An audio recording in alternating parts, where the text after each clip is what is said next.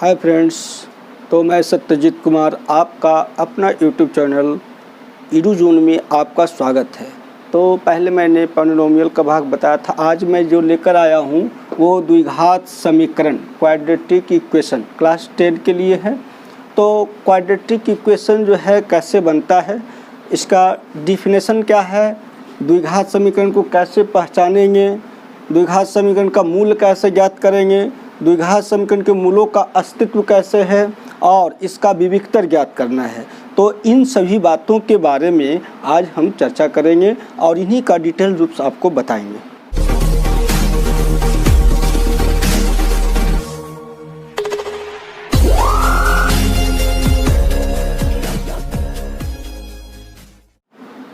Definition of quadratic equation यानी कि द्विघात समीकरण का परिभाषा, इसे कैसे हम डिफिनेशन करते हैं, इसको डिफाइन कैसे करते हैं। तो आपने पहले द्विघात बहुपद पढ़े होंगे कि वैसे बहुपद जिसके चरों का अधिकतम घात 2 हो उसे द्विघात बहुपद कहते हैं। उसी प्रकार के वैसे समीकरण, ये समीकरण बना रहे हैं हम, तो वैसे समीकरण जिसके चरों का अधिकतम घात 2 हो उसे द्विघात समीकरण कहते हैं। सिर्फ बहुपद में जो है शून्य लगाते, द्विघात बहुपद में सिर्फ इक्वल टू 0 लगाते हैं तो द्विघात समीकरण बन जाता है।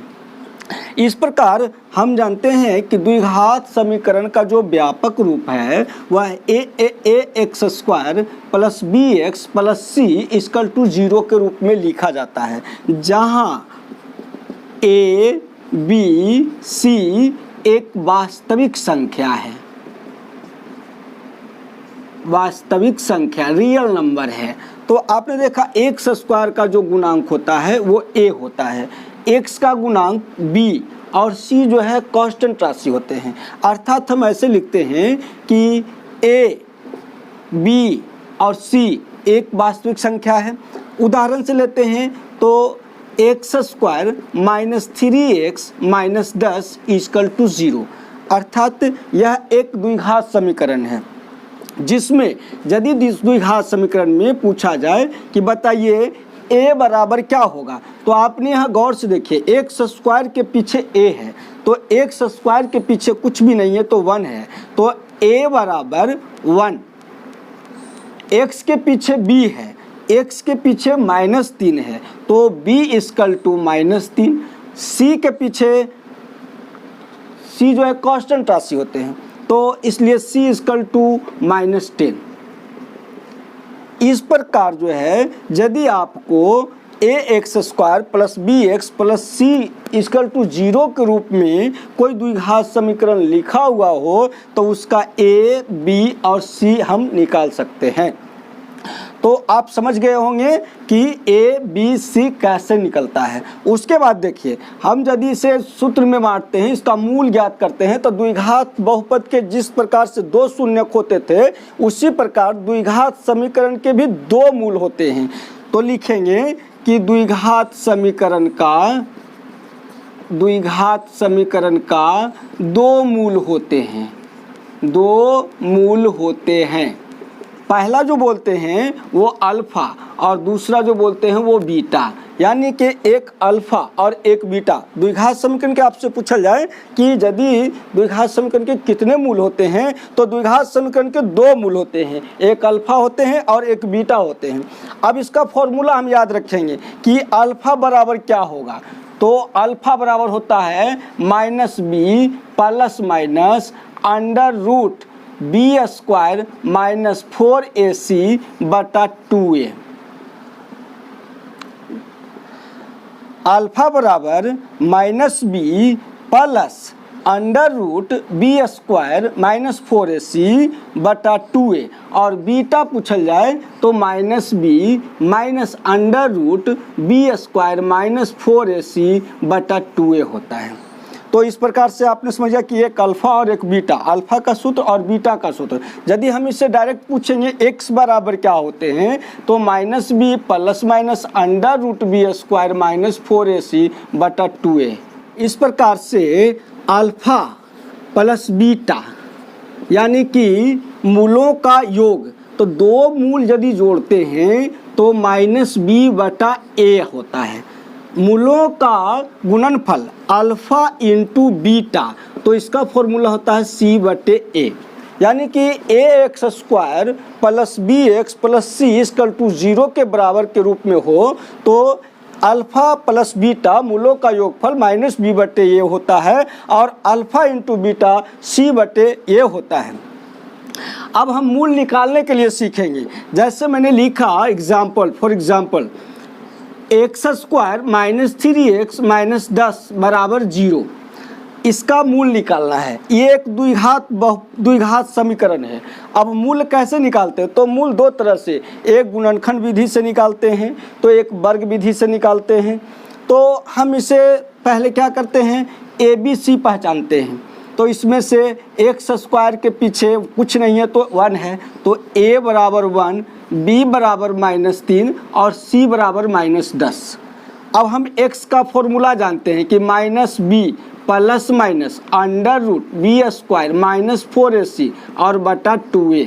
अब x बराबर, तो b जो है -3 है और माइनस पहले से भी, तो माइनस और -3 प्लस माइनस √b², तो b² तो -3 पर स्क्वायर माइनस 4 गुने a इक्वल टू 1, तो 1 इंटू c तो -10 बटा 2 इंटू 1। अब क्या करेंगे, तो इस प्रकार से x इक्वल टू ये माइनस और माइनस तो 3 प्लस माइनस √3 का जो वर्ग करते हैं -3 का वर्ग करेंगे तो +9, माइनस में माइनस से गुना करेंगे तो प्लस, 10 में 4 से गुना करेंगे तो 40 बटा 2। x बराबर 3 प्लस माइनस और 40 और 9 49 बटा 2, यानी x बराबर +3 प्लस माइनस 49 का जो वर्ग होता है, वर्गमूल जो निकलता है वो 7/2, यानी कि x बराबर 3 प्लस माइनस 7/2। तो इसके दो मूल होते हैं, एक अल्फा और एक बीटा। तो अल्फा बराबर 3 प्लस 7/2 और बीटा बराबर 3 - 7/2। अब अल्फा बराबर 7 3 10, 10 में 2 से भाग देंगे तो 5। बीटा बराबर, तो 7 में से 3 जाएगा तो -7 में से 3 जा रहा तो -4/2, यानी -2। आगे देखिए x² -3x - 10 बराबर 0। तो आपने मूल निकालने के लिए सीखे कि x बराबर अल्फा बीटा कैसे निकलता है।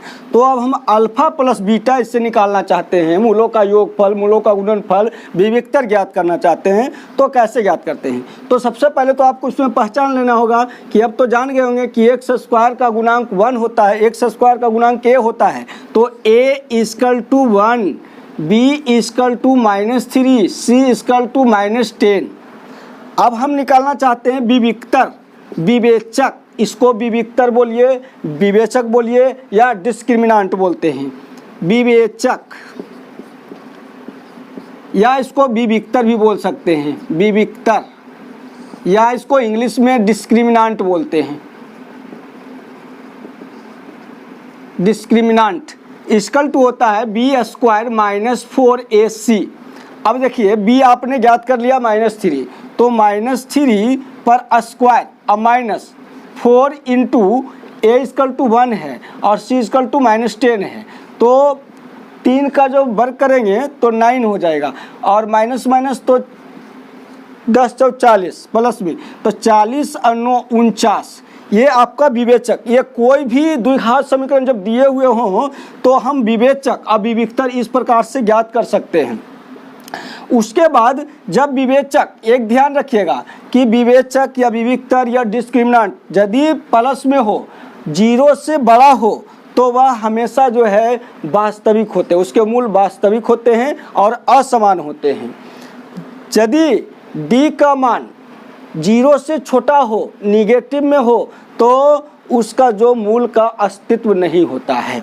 ध्यान में रखेगा, आपसे पूछा जाएगा कि इस द्विघात समीकरण का अस्तित्व है या नहीं, तो यदि प्लस में आएगा, जीरो से हमेशा बड़ा होगा, तो वह मूल का वह द्विघात समीकरण के अस्तित्व होगा, और यदि माइनस में होंगे तो वो द्विघात समीकरण के अस्तित्व नहीं होंगे। अब देखिए कि द्विघात समीकरण ज्ञात करें जिसके मूल क्रमशः 2 और 4 हों, यानी कि आपको कोई भी दो मूल दिए हुए हों, तो जब दो मूल दिए हुए हों तो द्विघात समीकरण कैसे ज्ञात करेंगे। अक्सर ये क्वेश्चन पूछा करते हैं मैट्रिक एग्जाम में। तो सबसे पहले हम इसको क्या करते हैं, तो द्विघात समीकरण पहले निकालते हैं, उसका फॉर्मूला याद करते हैं। द्विघात समीकरण बराबर तो होता है एक्स स्क्वायर माइनस मूलों का योगफल इंटू एक्स प्लस मूलों का गुणनफल इक्वल टू 0। ये द्विघात समीकरण का सूत्र है, ये फॉर्मूला है, आपको इसको रट लेना है कि द्विघात समीकरण बराबर क्या होता है। तो x square minus alpha plus beta into x plus alpha beta equal to 0। अब यहाँ मैं मान बैठाऊंगा एक्स स्क्वायर माइनस दो मूल दिए हुए थे, एक अल्फा 2 और एक बीटा 4, तो यहाँ एक्स स्क्वायर का एक्स स्क्वायर माइनस का माइनस ब्रैकेट का ब्रैकेट अल्फा तो 2 अल्फा तो 2 प्लस बीटा है तो 4 into x plus alpha into beta तो अल्फा बराबर 2, यहाँ अल्फा लिखा हुआ है इसलिए 2, बीच में कुछ नहीं तो इंटू बीटा तो 4 equal to 0। X square minus का माइनस 4 और 2 जुटेगा तो 6 एक्स 6x इस प्लस 4 में 2 से गुना करेंगे तो 8 इक्वल टू 0।